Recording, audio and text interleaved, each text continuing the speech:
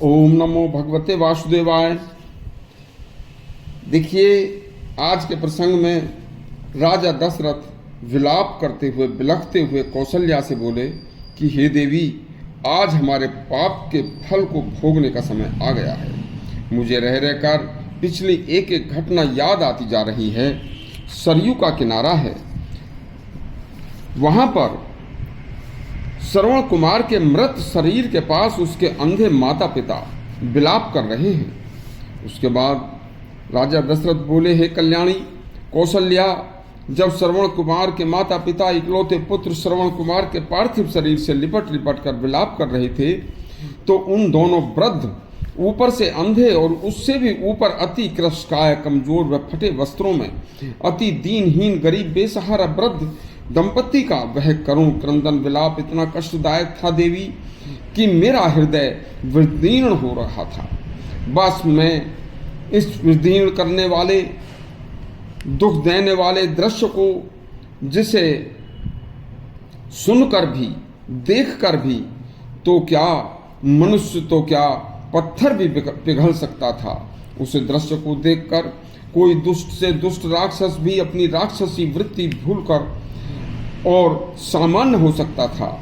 साक्षात यमराज भी अपना कर्तव्य पालन भूल सकता था। उनका अकेला पुत्र काल के अधीन होकर पृथ्वी पर अचेत पड़ा था।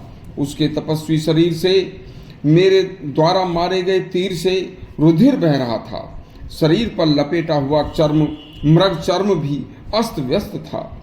सुबह ब्रह्म मुहूर्त उषा काल की बेला का समय था। उस समय समस्त प्रकृति वनस्पति मुस्कुराती है, सभी जीव जंतु प्राणी और उन सब में प्रसन्नता भरी बेला में सुख का अनुभव करते हैं। ऐसी घड़ी में वह सरयू नदी के किनारे पर दोनों वृद्ध दीनहीन पति पत्नी अपने इकलौते पुत्र की हत्या होने पर उस पुत्र की निर्जीव काया से लिपट लिपट कर भारी विलाप कर रहे थे, करुण क्रंदन कर रहे थे। और हे कल्याणी, मैं स्वयं किंग कर्तव्य विमूढ़ होकर अपनी सारी सुध बुद्ध खो चुका था। उन दोनों असहाय अंधे वृद्ध पति पत्नी का वह दारुण दुख मुझसे नहीं देखा जा रहा था, जबकि मैं कुछ कर भी नहीं सकता था। देखिए, उन्हें यह भयानक कष्ट देने वाला मैंने उनके निरपराध पुत्र को दिया था।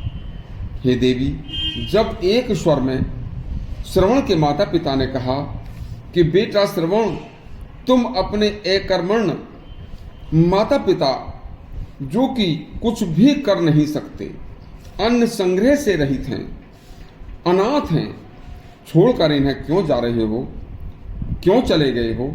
अब हम अनाथों को कौन भोजन कराएगा, कौन स्नान कराएगा, कौन हमारी दिनचर्या कराएगा? हे पुत्र, यह तुम्हारी तपस्विनी अंधी, बूढ़ी व दीनहीन माता, और हे पुत्र, मैं भी स्वयं अंधा, बूढ़ा और दीनहीन हूँ। हे पुत्र, तुम हम अभागों को ऐसे छोड़कर मत जाओ। हम तो तुम्हारे बिना सहारे के चल फिर भी नहीं सकते बेटा।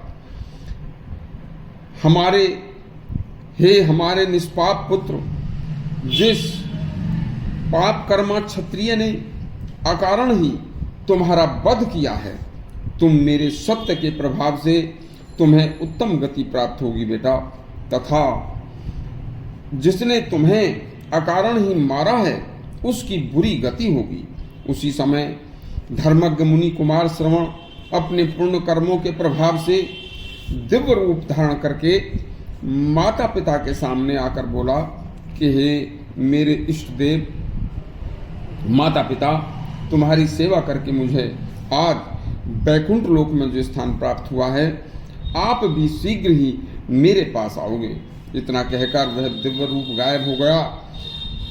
और तब दोनों वृद्ध दंपत्ति मुझसे बोले कि राजकुमार, अब तुम हमको मार दो, हम दोनों को भी मार दो।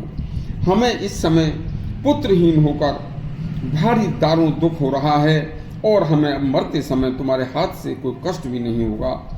अब मैं तुम्हें एक शाप देता हूँ कि तुम्हें भी पुत्र वियोग में ऐसा ही कष्ट होगा, और तुम भी पुत्र शोक में ही काल के गाल में समा जाओगे तथा तुम्हें भी ऐसी भयानक प्राण लेने वाली अवस्था प्राप्त होगी। इतना कहकर हे देवी, वह दोनों तपस्वी जलती हुई चिता की अग्नि में प्रवेश करके स्वर्ग को चले गए थे। आज उनका साप मुझे पुत्र वियोग में याद आ रहा है। उस पाप कर्म का फल मेरे पास फल देने के लिए आ गया है। आज के यह प्रसंग अति शिक्षाप्रद प्रसंग है। वाल्मीकि रामायण में यह प्रसंग है। यदि आपको प्रसंग हमारा अच्छा लगा हो तो हमारा चैनल सब्सक्राइब करें और घंटी दबाएं। धन्यवाद।